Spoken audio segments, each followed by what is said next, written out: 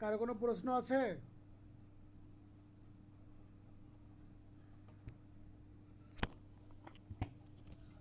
কারো কোনো প্রশ্ন থাকলে বলেন।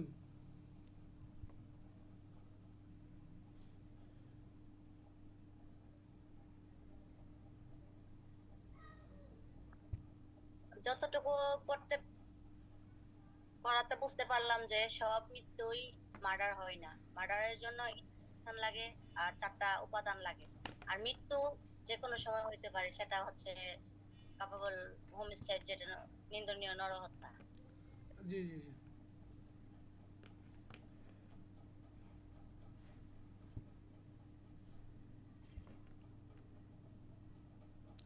গ্রুপে একটু SMS করেন কেউ।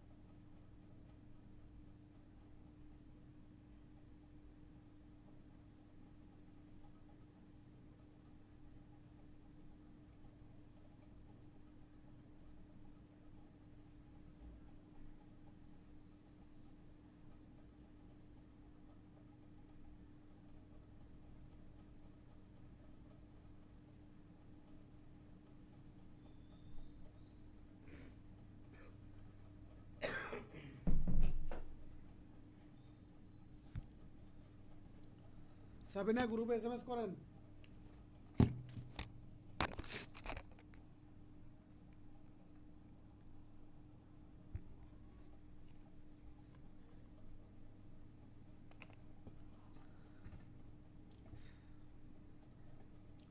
দেখেন, এই যে সাবিনা একটা কথা বলেছিল, আমি ওটাকে আর একটু ভালো করে কোট করে দিই। সকল দণ্ডনীয় নরহত্যা মার্ডার হিসাবে গণ্য হয় না, কিন্তু সকল মার্ডার দণ্ডনীয় নরহত্যা হিসাবে গণ্য হয়। দেখেন, এই দণ্ডনীয় নরহত্যাটা বৃহৎ প্রকৃতির একটা অপরাধ। বৃহৎ, এর শাখা প্রশাখা মধ্য থেকে একটা শাখা হচ্ছে মার্ডার। যতজন ব্যক্তি খুন হবে, যতজন ব্যক্তি খুন হবে বা মারা যাবে তাদের কিন্তু আমরা কি বলতে পারি, কালপাবল হোমিসাইড বলতে পারি। কিন্তু এই কালপাবল হোমিসাইডের একটা শাখা হচ্ছে কি আপনার এই খুন। একটা গাছ আছে, গাছের ধরেন যে 500 ডাল আছে, এই 500 ডালের মধ্যে একটা ডাল হচ্ছে আপনার কি মার্ডার বা খুন। আর বাকি যে পুরো গাছটা, এই পুরো গাছটাকে বলা হচ্ছে কি কালপাবল হোমিসাইড। তাহলে এই কালপাবল হোমিসাইডটা হচ্ছে বৃহৎ প্রকৃতির, আর মার্ডারটা হচ্ছে ক্ষুদ্র প্রকৃতির।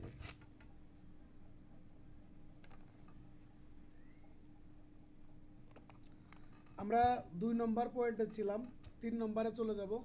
সরকারি কর্মচারী ক্ষমতা অতিক্রম করে মৃত্যু ঘটালে। দেখেন, একজন ব্যক্তিকে অ্যারেস্ট করার জন্য যতটুকু শক্তি প্রয়োজন বা যতটুকু বল প্রয়োগ করা প্রয়োজন, তার থেকে যদি অতিরিক্ত বল প্রয়োগ করে কোনো ব্যক্তিকে হত্যা করা হয় তাহলে সেটা কি হবে না, তাহলে সেটা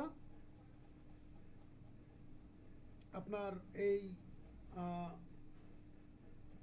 খুন হবে না, কিন্তু কালপাবল হোমিসাইড হিসাবে গণ্য হইবে এবং দণ্ডনীয় নরহত্যা হিসাবে গণ্য হইবে।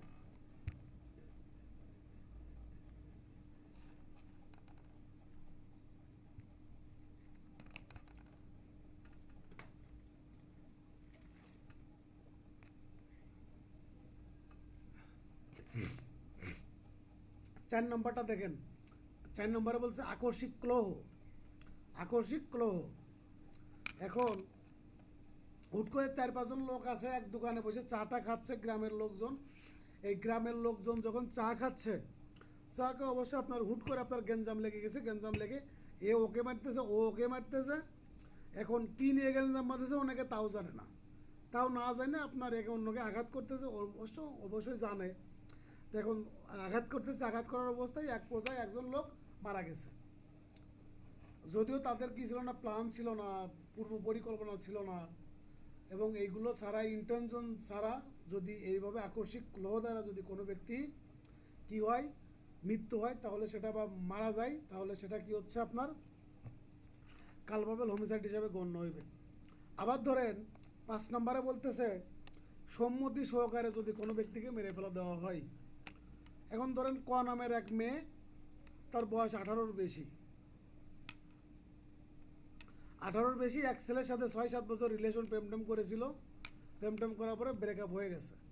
তার এখন সে আপনার আসলে তার দিন দুনিয়া ভালো লাগতেছে না আর কোনো কিছু, মানে সে পৃথিবীতে আর বেঁচে থাকতে চাচ্ছে না। এখন সে মারাত্মকভাবে আঘাত পেয়েছে মানসিকভাবে।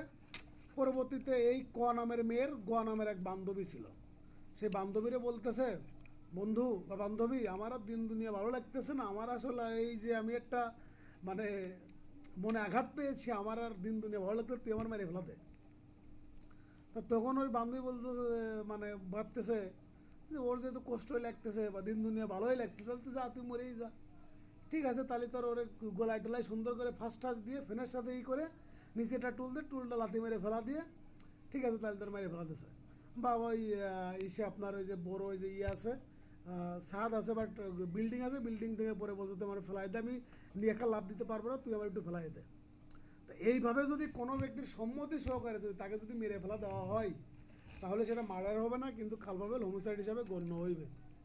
ঠিক আছে, যদিও এইগুলো করা অপরাধ, তখন সেটা আসলে মার্ডার হয় না, তখন আসলে কালপাবল হোমিসাইড হয়। তাহলে আমরা 5টা পয়েন্ট পাইলাম। একটা হচ্ছে গুরুতর বা আকস্মিক উত্তেজনা, 2 নম্বরটা হচ্ছে ব্যক্তিগত প্রতিরক্ষার অধিকার অতিক্রম করে যদি কোনো ব্যক্তিকে হত্যা করা হয় সেই ক্ষেত্রে, আর 3 নম্বরটা সরকারি কর্মচারী তার ক্ষমতা অতিক্রম করে গিয়ে যদি কোনো ব্যক্তিকে মারে। 4 নম্বরটা আকস্মিক ক্লোহ দ্বারা যদি কোনো ব্যক্তিকে কি করা হয়, হত্যা করা হয় বা যদি মারা যায় আর কি আকস্মিক ক্লোহের মধ্যে। আর 5 নম্বরটা বলতে যে সম্মতি সহকারে যদি কোনো ব্যক্তি মারা যায়, সরি সম্মতি সহকারে যদি কোনো ব্যক্তিকে মেরে ফেলা দেওয়া হয়, তাহলে সেটা কি হবে, সেটা হবে কালপাবল হোমিসাইড। হ্যাঁ জি জি, শামীম ভাই বলেন। তা না, তা না বলতেছেন না, শামীম ভাই বলতেছেন, যে কোনো একজন করে বলেন। শামীম ভাই একটু জোরে বলেন, শামীম ভাই একটু জোরে বলেন। সম্মতি সহকারে যেটা মৃত্যু, ওইটা যদি ঘটনা ঘটে থাকে তাহলে যিনি এই কাজটা ঘটালেন, যে বান্ধবী, তাহলে তার শাস্তি হবে না নির্যাতন নরহত্যার জন্য? হ্যাঁ, এটা মার্ডার হবে না। যদিও যে ব্যক্তি সম্মতি সহকারে মেরে দিল, সে হচ্ছে আপনার হ্যাঁ, কালপাবল হোমিসাইডের জন্য দায়ী হবে। তার অপরাধটা হবে কালপাবল হোমিসাইড বা দণ্ডনীয় নরহত্যা। মার্ডার হবে না। হ্যাঁ, কিন্তু সেটার জন্য শাস্তি হবে তো। অবশ্যই শাস্তি হবে। কিন্তু 304 ওটা তো ধারাতে শাস্তি হবে। জি জি জি। সম্মতি সহকারে করলেও শাস্তি হবে, কারণ সে সম্মতি নিলেও এই হ্যাঁ হ্যাঁ কাজটা কেন করলে, এই কারণে শাস্তি হবে। হ্যাঁ, অবশ্যই অবশ্যই। এই সম্মতি সহকারে কাউকে মেরে ফেলা দিলে আমরা তো এটা ক্লাসিফাইড করতেছি এই কারণেই যে শাস্তি দেওয়ার জন্য। কাকে কতটুকু শাস্তি দিব, কারণ আমরা জানি মার্ডারের শাস্তি বেশি আর কালপাবল হোমিসাইডের শাস্তি কম। তানহা কি বলছিলেন বলেন এবার। আমি হচ্ছে যে ব্যতিক্রম 4 যেটা আকস্মিক, এই ওয়ার্ডটা আমি I didn't get it. ও আচ্ছা আচ্ছা, ঠিক আছে, জাস্ট এ মিনিট। অনাকাঙ্ক্ষিত ভাবে হঠাৎ, যা কল্পনা করেনি হঠাৎ করে ঘটে গেছে, এটা হচ্ছে আকস্মিক। দেখেন 4 নম্বরটা তো আমি যাচ্ছি, আমি আরেকটু আপনারা মনোযোগ সহকারে শুনেন, একটু শুনেন। দেখেন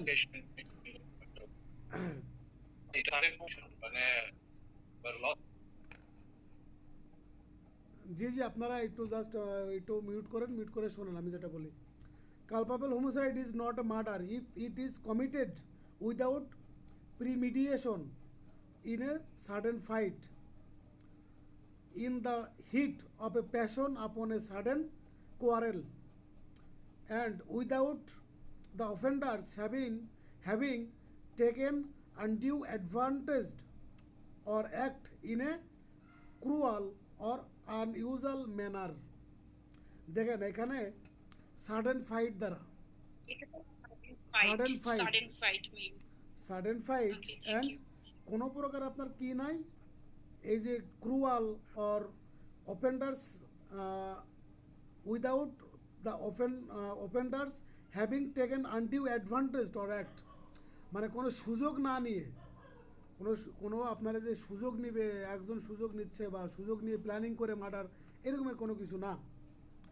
এটা আপনার সাডেন ফাইটে যদি আপনার কোনো ব্যক্তি মৃত্যুবরণ করে তাহলে সেটা কি হবে, তাহলে সেটা এই দণ্ডনীয় নরহত্যা হিসেবে গণ্য হইবে। উইদাউট প্ল্যান, উইদাউট ইন্টেনশন, একদম সাডেন ফাইটে আপনার একজন ব্যক্তি যদি মারা যায়। ঠিক আছে, তা না আপনার কোনো ওয়ার্ড যদি বুঝতে অসুবিধা হয় তাহলে আমাকে এইভাবে বলবেন, আমরা এটাকে আমরা আরেকটু ক্লিয়ার করে দিব। ঠিক আছে, thank you. Okay, thank you. আচ্ছা, এখন আমরা এই যে কালপাবল হোমিসাইডের মার্ডারটাই যেটা আমরা প্রথমে বললাম যে কোন ক্ষেত্রে মার্ডার হবে, কোন ক্ষেত্রে কালপাবল হোমিসাইড হবে, তারপরে বললাম যে কালপাবল হোমিসাইড 4টা ব্যাখ্যার ক্ষেত্রে কি হবে, মার্ডার হিসাবে গণ্য হইবে। আর পরে 5টা ব্যতিক্রম পড়লাম, যে এই 5টা ব্যতিক্রমে কি হবে, আপনার এই একজন ব্যক্তি মারা যাবে কিন্তু সেটা হত্যা বলে গণ্য হইবে না, কিন্তু সেটা হবে কি কালপাবল হোমিসাইড হিসাবে গণ্য হইবে বা আপনার দণ্ডনীয় নরহত্যা হিসেবে গণ্য হইবে। তাহলে এইগুলো আমরা জেনারেলি পড়লাম। এখন আমরা এটাকে ভাগ করে দিব বা পার্থক্য করব যে কোনটা মার্ডার হবে আর কোনটা কালপাবল হোমিসাইড হবে না। দেখেন 1 নম্বর আমরা পার্থক্যতে চলে যাচ্ছি, কিভাবে আমরা পার্থক্য করব এবং সহজে কিভাবে আমরা মনে রাখব। আকস্মিক, এই যে দেখেন মৃত্যু ঘটানোর অভিপ্রায় নিয়ে এই 299 ধারা এবং 300 ধারার 1 নম্বর পয়েন্ট, 1 নম্বর ব্যাখ্যা দুইটা সেমই আছে, শুধুমাত্র উদাহরণে পার্থক্য আছে, দুইটার উদাহরণই সুন্দর করে পড়বেন। 2 নম্বরটা দেখেন, এই দণ্ডনীয় নরহত্যা উদ্দেশ্যহীনভাবে হয়, মানে যেটাতে ইন্টেনশন থাকে না। উইদাউট ইন্টেনশনে কী করা হয়, যদি কোনো ব্যক্তিকে মারা হয়, মেরে ফেলা দেওয়া হয়, তাহলে সেটা কী হবে, কালপাবল হোমিসাইড হবে। আর যদি উদ্দেশ্য নিয়ে কাউকে যদি মেরে ফেলা দেওয়া হয় তাহলে সেটা হবে কি, মার্ডার হিসাবে গণ্য হইবে। তারপরে দেখেন, ভাই এখানে একটা প্রশ্ন ছিল। জি জি মুজাহিদ বলো।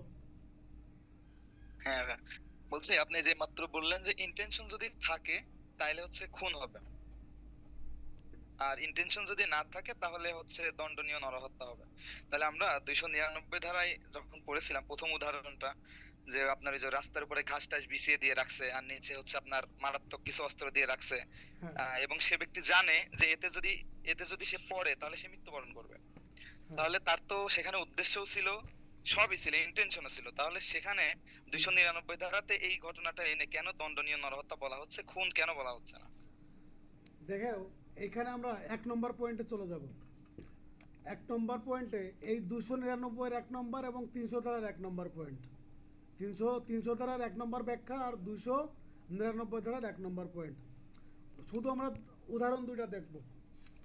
এই যে 299 ধারার উদাহরণে কি ছিল, ঘাস টাস বিছায় একজন ব্যক্তিকে, অথবা ঝোপের আড়ালে একজন ব্যক্তি ছিল, কিন্তু যাকে গুলি করতে বলতেছে সে জানে না যে ঝোপের আড়ালে ছিল, আরেকজনকে বলতেছে। আর 300 ধারার 1 নম্বর জি। পয়েন্ট বলতেছে যে খ গকে হত্যা করার উদ্দেশ্যে তার প্রতি গুলিবর্ষণ করে, ফলে খ মারা যায়, ক খুন করেছে বলে গণ্য হইবে। এখন এই দুইটা ধারার পয়েন্ট একটাই, তখন আমরা কি বলবো যে দণ্ডনীয় নরহত্যাযোগ্য খুন হিসাবে গণ্য হইবে, দণ্ডনীয় নরহত্যাযোগ্য খুন হিসাবে গণ্য হইবে। ঠিক আছে। এখন যখন এই উদ্দেশ্য থাকবে, যদি এই অপশনে যদি থাকে যে দণ্ডনীয় নরহত্যাযোগ্য খুন হিসাবে গণ্য হইবে, তখন এই ক্ষেত্রে আমরা এইটাকে উত্তর করব। ঠিক আছে।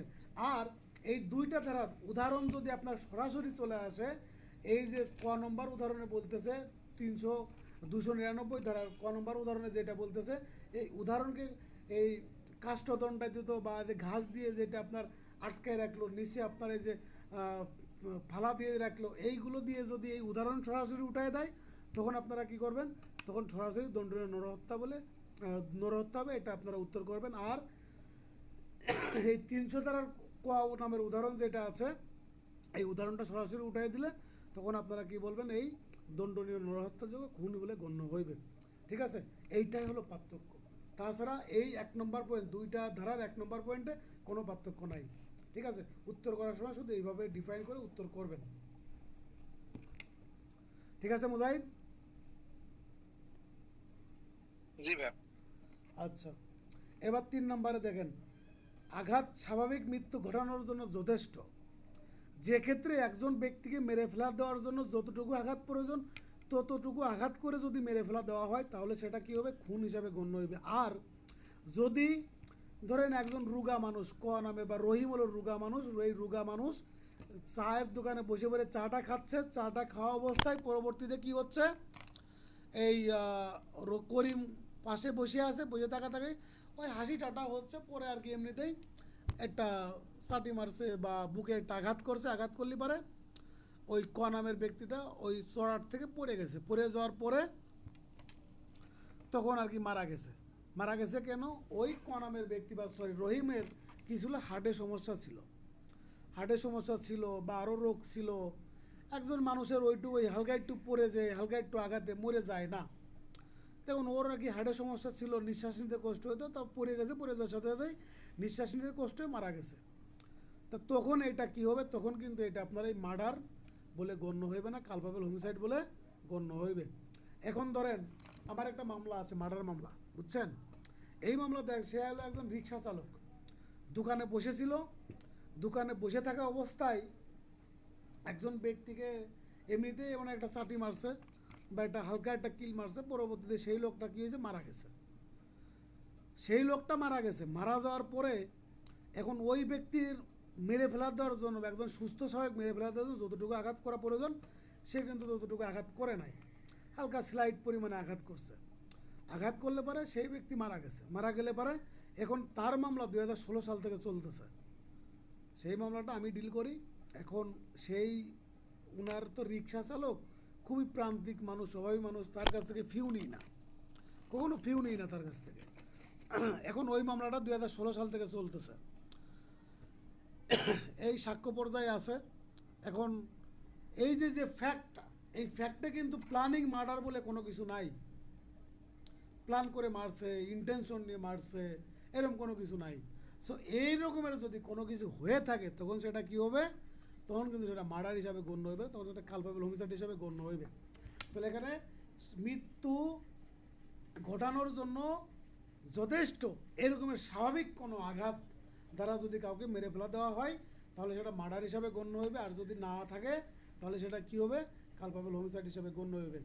তারপরে দেখেন, দৈহিক আঘাত আকস্মিক প্ররোচনায় ভুলক্রমে যদি মৃত্যু হয়, আকস্মিক প্ররোচনায় ভুলক্রমে যদি হয় তাহলে সেটা দণ্ডনীয় নরহত্যা হিসেবে গণ্য হইবে। আর যদি স্বাভাবিকভাবে বা সম্ভাবনা আছে বা জেনে, তাহলে কয়টা জিনিস বললাম আমি, স্বাভাবিকভাবে একজন ব্যক্তির মৃত্যু ঘটানোর জন্য যথেষ্ট, একজন ব্যক্তির মরে যাওয়ার সম্ভাবনা আছে এইটা জেনে সেই পরিমাণ আঘাত করা, এবং আরেকজন ব্যক্তির জানা আছে। যখন এই যে স্বাভাবিক প্রকৃতিতে সম্ভাবনা আছে জেনে কাউকে আঘাত করতেছে তখন সেটা কী হবে, মার্ডার হিসাবে গণ্য হবে বা হত্যা খুন হিসাবে গণ্য হবে। তারপর দেখেন, কোনো ব্যক্তিকে যদি আত্মরক্ষার করে যদি কোনো ব্যক্তিকে মারা হয় তাহলে সেটা কী হবে, দণ্ডনীয় নরহত্যা হিসেবে গণ্য হবে। আর যদি আত্মরক্ষা ছাড়া যদি মারা হয় তাহলে এটা খুন হিসাবে গণ্য হইবে। তারপর দেখেন, এই দণ্ডনীয় নরহত্যার ক্ষেত্রে কোনো পূর্ব পরিকল্পনা থাকে না, আর হত্যার ক্ষেত্রে বা খুনের ক্ষেত্রে কি থাকে, পূর্ব পরিকল্পনা থাকে। দেখেন, এই দণ্ডনীয় নরহত্যার ক্ষেত্রে যদি কোনো ব্যক্তিকে সম্মতি সহকারে যদি মেরে ফেলা দেওয়া হয় তখন সেটা কি হবে, তখন সেটা এই দণ্ডনীয় নরহত্যা হিসেবে গণ্য হইবে। আর সম্মতি ছাড়া অন্যায়ভাবে যদি মারা হয় তাহলে সেটা কী হবে, খুন বলে গণ্য হইবে। তারপর দেখেন, এই দণ্ডনীয় নরহত্যার পরিধি ব্যাপক আর খুনের পরিধি ক্ষুদ্র। আমি বলেছিলাম, একটু আগে বলেছিলাম যে এই যে একটা গাছ থাকে, এই গাছের অনেকগুলো ডালপালা থাকে, ধরেন 300-400 ডালপালা আছে, এই 300 ডালপালার একটা ডাল হচ্ছে আপনার খুন, আর এই পুরো গাছটা হচ্ছে কি, দণ্ডনীয় নরহত্যা। পুরো গাছটা হচ্ছে দণ্ডনীয় নরহত্যা।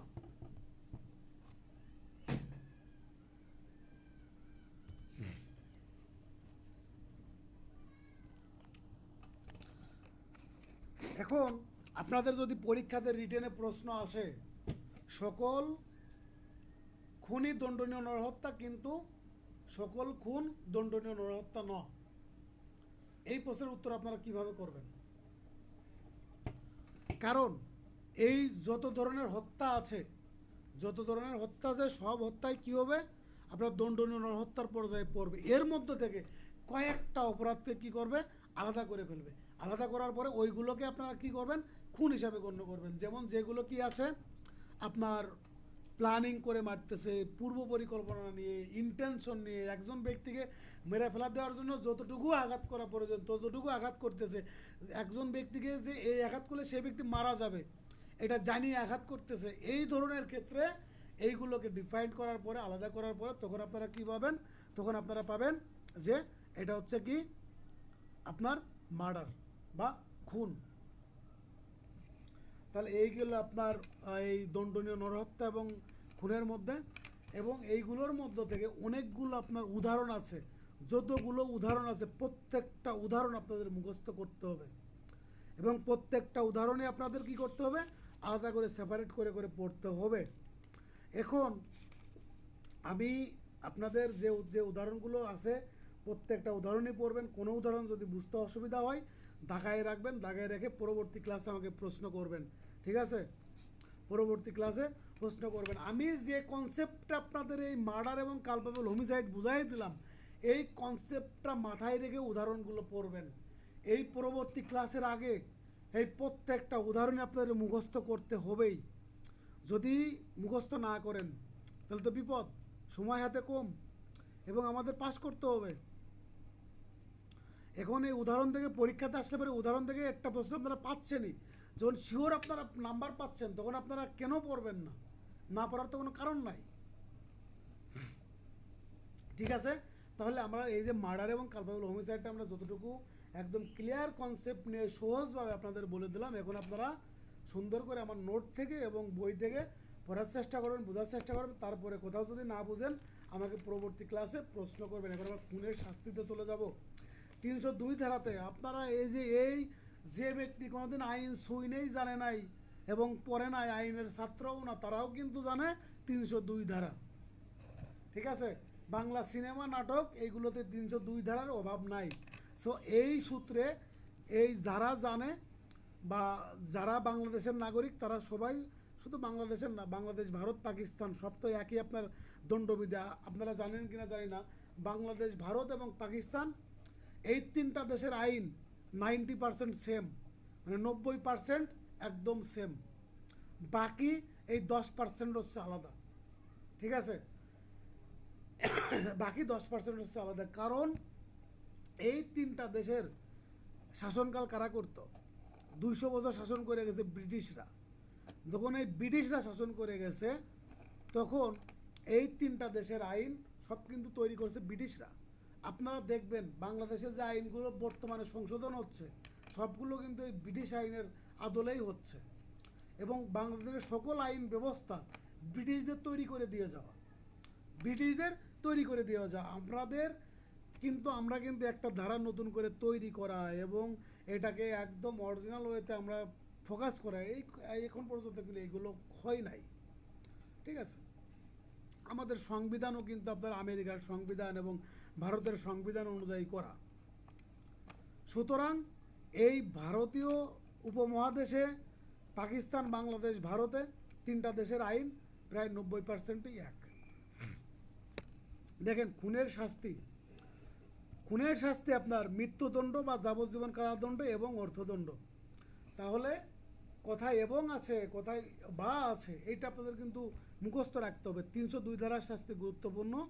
তাহলে এখানে মৃত্যুদণ্ড বা যাবজ্জীবন কারাদণ্ড এবং অর্থদণ্ড। 304 ধারাতে চলে যাব। 303 ধারাটা আমি একটু পরে বলছি। দেখেন, দণ্ডনীয় নরহত্যার শাস্তি।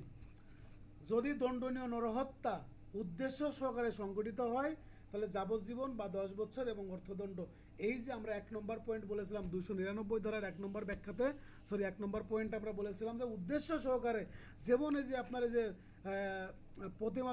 পথে আর কি খনন করে যে হত্যাগুলো করা হইলো, এইগুলো আপনার উদ্দেশ্য সহকারে, তখন সেটা কী হবে? যাবজ্জীবন বা 10 বছর এবং অর্থদণ্ড। আর উদ্দেশ্য যদি না থাকে তাহলে 10 বছর বা অর্থদণ্ড বা উভয় দণ্ড। উদ্দেশ্য ব্যতীত যদি কোনো ব্যক্তিকে হত্যা করা হয় তাহলে তার শাস্তি হবে কি? 10 বছর বা অর্থদণ্ড বা উভয় দণ্ড। এখন এই 10 বছর বলতে কি বোঝাচ্ছে? 10 বছর বলতে সর্বোচ্চ 10 বছর কারাদণ্ড দিতে পারবে। এখন বিচারকের ডিসক্রিশনারি পাওয়ার দ্বারা 10 বছরের নিচে 2 বছর, 1 বছর, 3 বছর, 5 বছর, 7 বছর যে কোনোটা দিতে পারবে, কিন্তু সর্বোচ্চ 10 বছরের উপরে যাইতে পারবে না। এটা হলো 304 ধারাতে। এখন 303 ধারাতে আমি চলে যাব। 303 ধারাতে বলতেছে যাবজ্জীবন কারাদণ্ড দণ্ডনীয় ব্যক্তি কর্তৃক খুনের শাস্তি। মানে একজন ব্যক্তি যাবজ্জীবন কারাদণ্ড হয়ে আছে, সে আপনার জেলের মধ্যে আছে, সে জেলের মধ্যে থেকে আবার খুনের জন্য চেষ্টা করছে, মানে সে তো জেলের মধ্যে আছে, জেলের মধ্যে থাকা অবস্থায় বা যাবজ্জীবন কারাদণ্ড দণ্ডনীয় ব্যক্তি কর্তৃক খুনের শাস্তি। এখন এই খুনের শাস্তি হবে আপনার মৃত্যুদণ্ড, একমাত্র শাস্তি মৃত্যুদণ্ড। এর সাথে আর কোনো শাস্তি নাই, এর সাথে আর কোনো শাস্তির বিধান নাই। এই দণ্ডবিধিতে 2টা জায়গায় একমাত্র শাস্তি আছে মৃত্যুদণ্ড, আর একটা জায়গা আছে শুধু যাবজ্জীবন। একটা জায়গা আছে শুধু যাবজ্জীবন আর 2টা জায়গা আছে শুধু মৃত্যুদণ্ড। এই 300 ধারাতে শাস্তি হলো শুধু মৃত্যুদণ্ড, আর 303 ধারাতে আছে শুধু মৃত্যুদণ্ড, আর 307 ধারা 3 নম্বর পয়েন্টে আছে শুধু মৃত্যুদণ্ড। ঠিক আছে, এখন যদি 300 ধারা থেকে প্রশ্ন আসে যে 300 ধারার সর্বনিম্ন শাস্তি কত, কি উত্তর করবেন?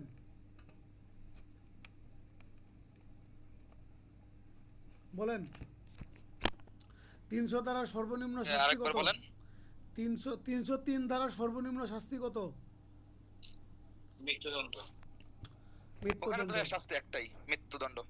জি হ্যাঁ, এখন যদি আপনার প্রশ্ন আসে যে 302 ধারার সর্বনিম্ন শাস্তি কত, তাহলে কি উত্তর করবেন? যাবজ্জীবন কারাদণ্ড। যাবজ্জীবন কারাদণ্ড।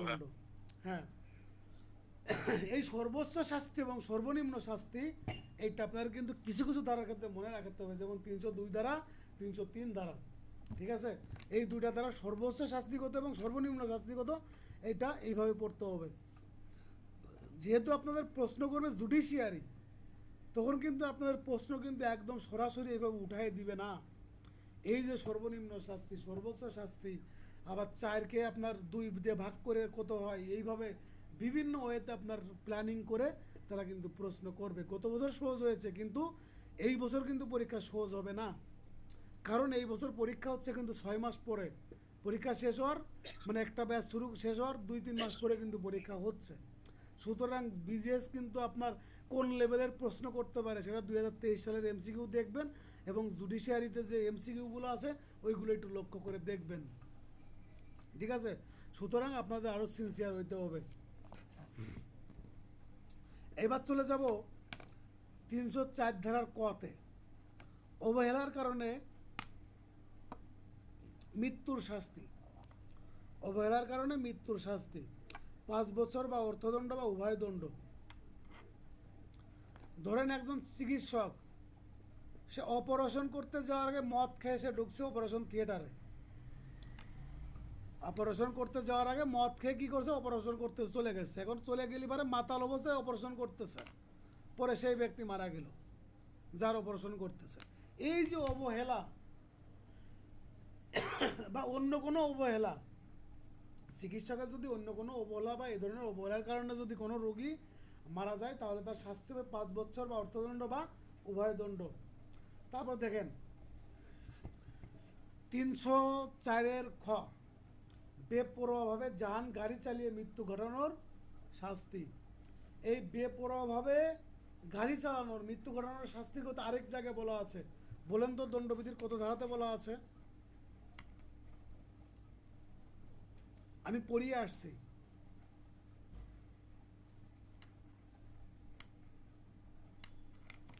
বলেন, কে বলবেন? 279 ধারাতে। তাহলে এখানে বেপরোয়াভাবে যান এবং গাড়ি চালিয়ে মৃত্যু ঘটানোর শাস্তি হচ্ছে 3 বছর কারাদণ্ড বা অর্থদণ্ড বা উভয় দণ্ড। এবার 305 ধারাতে চলে যান। 305 ধারাতে বলতেছে শিশু বা উন্মাদ ব্যক্তির আত্মহত্যার সহায়তা করুন বা প্ররোচনার ফলে মৃত্যু সংঘটিত হলে তার শাস্তি। মানে যারা পাগল বা শিশু, তাদের তো ধরেন যে জ্ঞান ট্যান কম, তাদেরকে এরকমভাবে প্ররোচনা দিল বা মৃত্যু ঘটানোর জন্য তারা সহায়তা করলো, তাহলে তার শাস্তি হবে মৃত্যুদণ্ড বা যাবজ্জীবন কারাদণ্ড বা অনধিক 10 বছর পর্যন্ত কারাদণ্ড এবং অর্থদণ্ড। এখানে 10 বছর পর্যন্ত বলতে বোঝাচ্ছে যে 10 বছরের নিচে আসবে না, 10 বছরের উপরে যাবে, 10 বছর থেকে মৃত্যুদণ্ড পর্যন্ত। তাহলে 10 বছর থেকে মৃত্যুদণ্ড পর্যন্ত, তাহলে যাবজ্জীবন কারাদণ্ড দিতে পারে, মৃত্যুদণ্ড দিতে পারে, 10 বছরের উপরে বা 10 বছর বা 12 বছর বা 14 বছর যে কোনোটা দিতে পারে, ঠিক আছে? কিন্তু 10 বছরের নিচে আসা যাবে না। এবার চলে যাব 306 ধারাতে, আত্মহত্যায় সহায়তা করুন। প্রাপ্তবয়স্ক কোনো ব্যক্তির যদি আত্মহত্যায় সহায়তা করা হয়, তাহলে তার শাস্তি হবে 10 বছর সশ্রম বা বিনাশ্রম কারাদণ্ড এবং অর্থদণ্ড। এটা বলা আছে 306 ধারাতে। এবার 307 ধারাতে চলে যাব, খুনের শাস্তি। ওই যে গ্রামে মারামারি হয় না, কাটাকাটি হয় না, ওই যে কিছু কিছু মহিলা আছে কোমরে দড়ি কোমরে বাইন্ধে আপনার চলে যায় যে এই তুই আমার গায়ে আঘাত করছিস, তোর নামে করব মামলা। যাওয়ার সাথে সাথেই 323, 307 লাগা করে দেয় মামলা, ঠিক আছে? কিছু কিছু কমন ধারা আছে, যেমন 34, 114, এই 307, তারপর 323, মানে সব ক্ষেত্রেই পাওয়া যায় এগুলো, ঠিক আছে? সো এইরকম একটা ধারা হচ্ছে অ্যাটেম্প টু মার্ডার।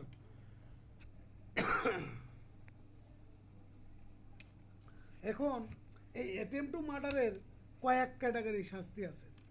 যেমন ধরেন যদি কোনো ব্যক্তি খুনের চেষ্টা করে, তাহলে তার শাস্তি হবে অনধিক 10 বছর এবং অর্থদণ্ড। আবার এই অ্যাটেম্প টু মার্ডার কিন্তু নন বেলেবল আপনার সেকশন, ঠিক আছে? জামিন অযোগ্য ধারা। তাহলে কোনো ব্যক্তি যদি খুনের চেষ্টা করে, তাহলে হবে 10 বছর এবং অর্থদণ্ড। দেখেন, খুনের চেষ্টা করতে গিয়ে যদি কোনো ব্যক্তি আঘাতপ্রাপ্ত হয়, খুনের চেষ্টা করতে গিয়ে আঘাতপ্রাপ্ত হয়, তাহলে তার শাস্তি হবে যাবজ্জীবন বা 10 বছর এবং অর্থদণ্ড। এটা গেল। আর 3 নম্বর পয়েন্ট আমি যেটা বললাম, যদি যাবজ্জীবন কারাদণ্ড দণ্ডপ্রাপ্ত আসামি কর্তৃক খুনের চেষ্টা করা হয়, তাহলে উক্ত আসামির শাস্তি হবে একমাত্র শাস্তি, সেটা হলো মৃত্যুদণ্ড।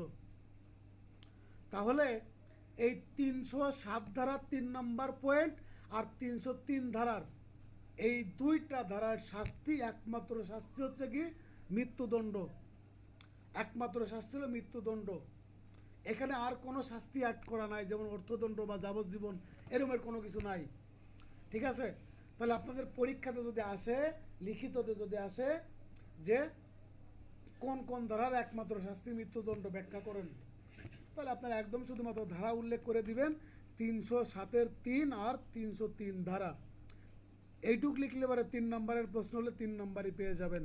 লিখিততে আপনাদের বলেছি যে যতটুকু প্রয়োজন তার থেকে বেশি আপনারা পরীক্ষার খাতায় লিখবেন না, সে নাম্বার যদি 10ও হয় তারপরেও না। আবার 3 নম্বর পয়েন্ট, 3 নম্বরের জন্য আপনার যদি 3 পৃষ্ঠা লেখা লাগে 3 পৃষ্ঠা লিখবেন, কিন্তু অপ্রাসঙ্গিক কথা লিখবেন না পরীক্ষাতে।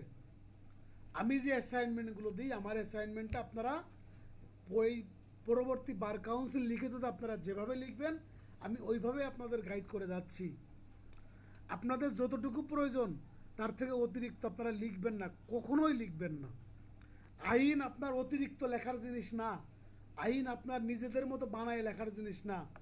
আইনের ভাষা আছে, কোর্টের ভাষা আছে, এই আইনের এবং কোর্টের ভাষা অ্যাপ্লাই করে আপনারা যতটুকু প্রয়োজন ঠিক ততটুকুই লিখবেন, তাহলে আপনারা সর্বোচ্চ নাম্বার পাবেন। কিন্তু অপ্রাসঙ্গিক কথা, মন গড়া কথা দিয়ে আইনে আপনারা ভালো করতে পারবেন না। এবার চলে যাব আমরা দণ্ডনীয় নরহত্যার চেষ্টার শাস্তি 308 ধারাতে। 3 বছর সশ্রম বা বিনাশ্রম কারাদণ্ড বা অর্থদণ্ড বা উভয় দণ্ড, আর আঘাতপ্রাপ্ত হলে 7 বছর বা অর্থদণ্ড বা উভয় দণ্ড। এখন ধরেন আত্মহত্যার চেষ্টার শাস্তি আজকে আমি 309 ধারা দিয়ে শেষ করব। দণ্ডবিধিতে একটা অপরাধ আছে, যে অপরাধ আপনার যদি অপরাধ সংগঠিত হয় তাহলে শাস্তি নাই, আর যদি অপরাধ সংগঠিত না হয় তাহলে শাস্তি আছে। কত ধারা বলেন? 309 attempt to আত্মহত্যার চেষ্টা করে। হ্যাঁ, আত্মহত্যার চেষ্টা করলে কেউ ব্যাখ্যা করতে পারবেন?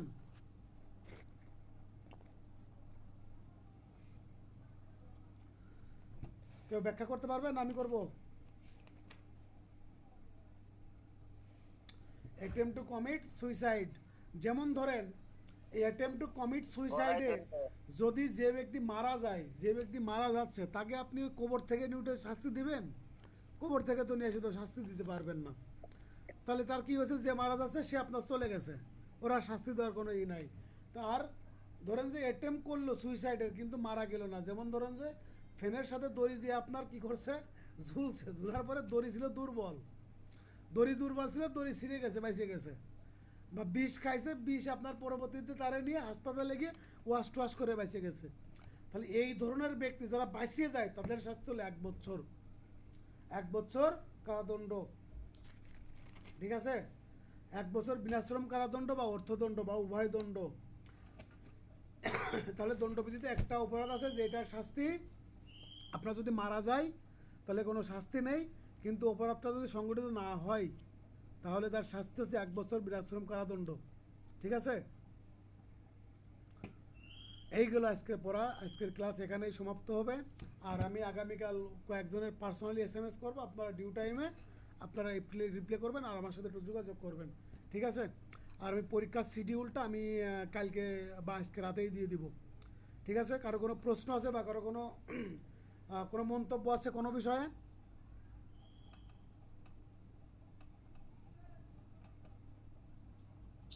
ভাই, এই যে 303 ধারাতে যেমন বলা হয়েছে যে যদি কোনো ব্যক্তি যাবজ্জীবন কারাদণ্ডে দণ্ডিত অবস্থায় খুন সংগঠন করে তাহলে সে মৃত্যুদণ্ডে দণ্ডিত হবে। আর আরেকটা আমরা জানলাম যে 307 ধারাতেও যদি যাবজ্জীবন দণ্ডে দণ্ডিত ব্যক্তি যদি আপনার করে, খুনের চেষ্টা করে, তাহলে বলা হচ্ছে যে একমাত্র শাস্তি মৃত্যুদণ্ড। তাহলে বেয়ার এখানে এইভাবে কেন লেখা যে তাহলে তার মৃত্যুদণ্ড বিধান করা যাবে? মানে ওটাতে যেমন বলছে যে মৃত্যুদণ্ড, তাকে মৃত্যুদণ্ড দেয়া হবে, এই টাইপ বলছে। দেখেন হ্যাঁ, ওখানে বলছে shall be punished with death, আর এখানে এসে বলতেছে যে he may be punished with death। এর মধ্যে কোনো পার্থক্য থাকবে কিনা? when any person offending under this section is under sentence of imprisonment for life. He may, if hurt is caused, be punished with death. মেয়ে দেওয়া আছে। এখন কোথায় মেয়ে জি থাকে, ওখানে কোথায় শেয়াল দিয়ে শেয়াল বলছে, থাকে? এখানে মেয়ে দিয়ে। কোথায় জি। মেয়ে থাকে আর কোথায় শেয়াল থাকে, যখন একটা জায়গায় আমাদের সেশনটা কিন্তু হয়তো এখনই শেষ হয়ে যাবে, ঠিক আছে? সো আবার নতুন করে জি। লিঙ্ক দেওয়া একটু ডিফিকাল্ট আছে, তারপর আমি 5-10 আচ্ছা সেকেন্ডে ভাই, উত্তরটা করে জি, জি। দিচ্ছি। দেখেন যখন শেয়াল থাকে, যখন শেয়াল থাকে বিচারক তখন কি করতে পারে না, তার ডিসক্রিশনারি পাওয়ার অ্যাপ্লাই করতে পারে না। কিন্তু যখন মেয়ে থাকে তখন বিচারক তার ডিসক্রিশনারি পাওয়ার অ্যাপ্লাই করতে পারে। সেক্ষেত্রে সে কি করতে পারবে, ওই যে শাস্তির বিধান আছে ওইটা দিতেও পারে, নাও পারে, ঠিক আছে? দিতেও পারে, তাহলে নাও তাহলে পারে। ভাই আমি ওইটাই বলতেছি হ্যাঁ। যে তাহলে আমরা যে 307 বলতেছি যে একমাত্র শাস্তি মৃত্যুদণ্ড, অথচ এখানে আপনার মেয়ে দিয়ে বলছে, তাহলে যেহেতু এখানে কি যেহেতু কমানোর কোনো অপশন থাকবে কিনা তোমার বিচারকের? প্রশ্নটা বুঝতে পারছি, আমি বলি শোনো, যেহেতু মৃত্যুদণ্ডের